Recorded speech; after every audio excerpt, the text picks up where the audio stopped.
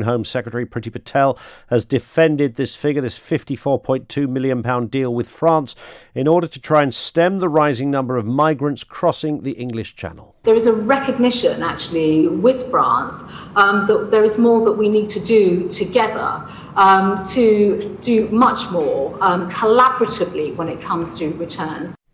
Priti Patel speaking just an hour or so ago at the Select Committee. The number of people crossing the Channel this year is now more than the total for 2020. It's over 8,000 people. On Monday, 430 migrants crossed, a record for one day. The previous day high was 416 in September last year.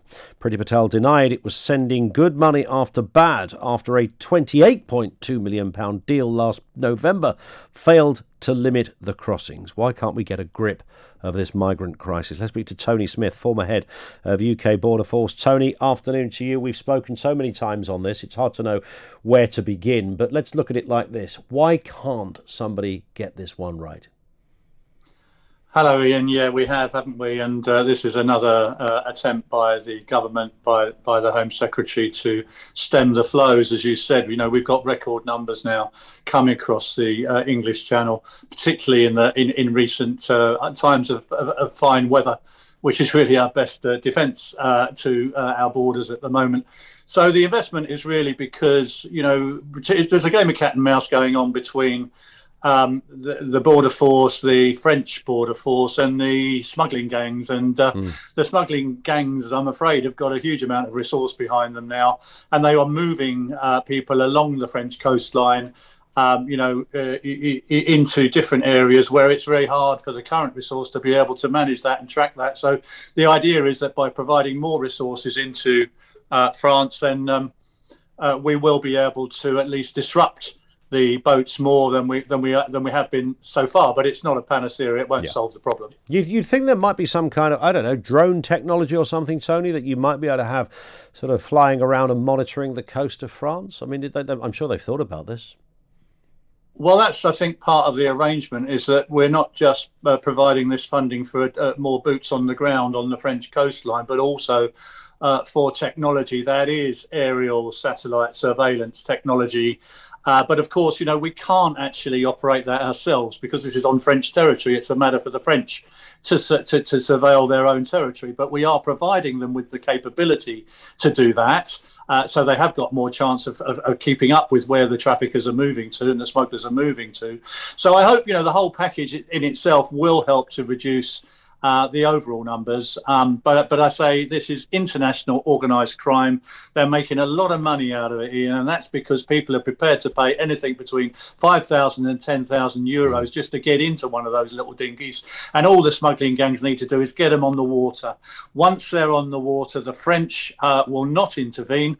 They will simply make sure that the boat doesn't sink, but essentially they won't forcibly intercept any boats headed our way until they reach British territorial waters, and the rest is history. Then once they're within our jurisdiction, they can claim asylum, and they're into this never-ending process, which means that ultimately they won't be sent back. You see, so we've got this vicious circle that we're trying to break. Is it some kind of international maritime law, Tony, about not intervening with a boat in that respect? Is that have I got that right, or is it down to individual jurisdictions? Well, there are a number of UN conventions on this. There's the UN Convention on the Law of the Sea, which is the main one, which actually dictates how people will be rescued at sea on the high seas. And there are provisions in that, Ian, to have bilateral agreements between countries on areas of shared water. I often use the experience, I'm a bit long in the tooth now, but as you know, I was head of ports and borders in Canada when 9/11 happened, working for the Canadians, and we did a deal with the Americans where we had joint patrols on the Great Lakes, which crossed the border. It's looking for terrorists then rather than irregular migrants necessarily, But there are provisions that could be arranged under international law. We could sign a treaty with the French, would enable them to operate in our waters, us in their waters. They could be on our vessels, we could go on their vessels, we could have joint patrols, and we would agree an arrangement that once they were safe and well, with preservation of life being paramount, they would be taken back instantly whence they came. France is a signatory to the 51 Convention, same as we are. They can pursue their asylum applications there. I think I'm not a lawyer, I'm a practitioner, but I think there is construction in international law for that to be done. I know it's been done in other places. The problem, Ian, is the political will on the French side. Are the French prepared to go that far? So they are prepared to do a lot on their own coastline, but I'm not sure they're prepared to move to a point where they will enable people to be intercepted on the high seas, or even once they reach our shores, be returned instantly for France for processing. Therein lies the problem. And until we can achieve that political breakthrough, I'm afraid we're never going to be able to stop the boats completely. Do you think, while you're on with us, Tony, can we book you for this time next year to come back on and have the same repeat conversation? Would that be okay? Because I think we might have to.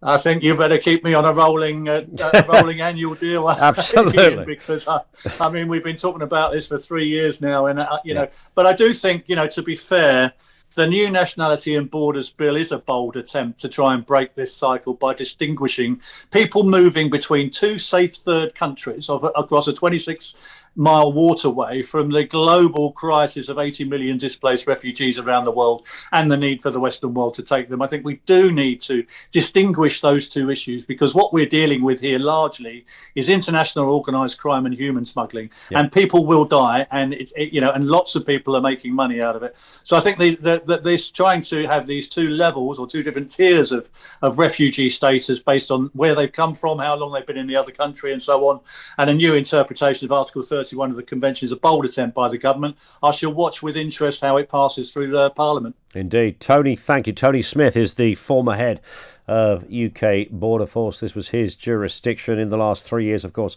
this has become a nightmare for the French, for the English, for the Border Force, and particularly for the Home Secretary.